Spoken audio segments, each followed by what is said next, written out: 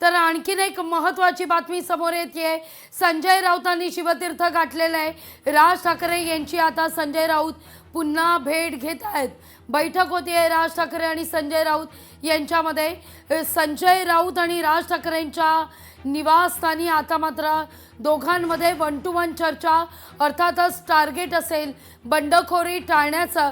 कारण ज्या ठिकाणी मनसेच्या उमेदवारांना तिकीट देण्यात आली आहेत तिथं काही ठाकरेंच्या सेनेचे नेते, पदाधिकारी, कार्यकर्ते नाराज आहेत।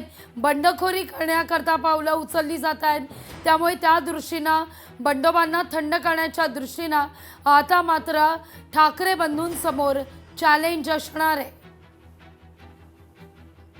अधिक माहिती घेण्याकरता थेट जाऊया आपले प्रतिनिधी स्वप्नील यांच्याकडे। स्वप्नील, संजय राऊत आणि राज ठाकरे शिवतीर्थावर भेटतायत, चर्चा करतायत, बंडोबांना थंड करण्यासाठी रणनीती।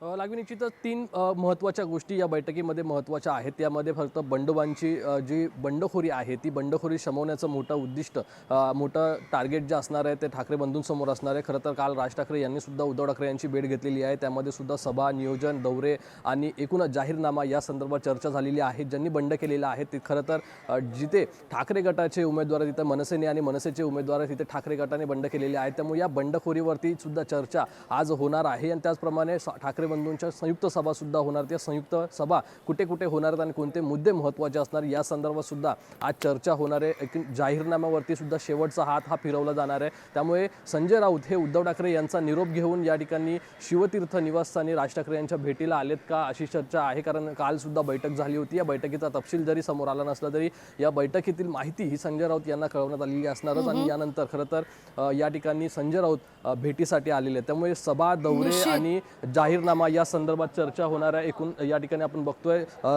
बाळा नांदगावकर सुद्धा राज ठाकरे यांच्या भेटीसाठी दाखल झालेले आहेत। त्यामुळे ही चर्चा ठाकरे बंधूंची जी सुरू आहे त्यामध्ये आता नेते सुद्धा सहभागी झालेले आहेत। यापूर्वी सुद्धा निवड समितीची जी प्रक्रिया होती यामध्ये बाळा नांदगावकर आणि संजय राऊत हे सुद्धा होते। काही जागांवरती एकमत झालं नव्हतं, मात्र उशिरा का होईना एकमत झालेलं आहे। मात्र त्याच जागांवरती बंडखोरी झाल्याचं पाहायला मिळतं। त्यामुळे या ठाकरे बंधूंच्या संजय राऊत यांच्या पाठोपाठ आता बाळा नांदगावकर देखील शिवतीर्थावर पोहोचलेले आहेत। धन्यवाद स्वप्नील, तुम्ही दिलेल्या सविस्तर माहिती करता। लोकशाही मराठी ऐका, पहा, जागरूक रहा।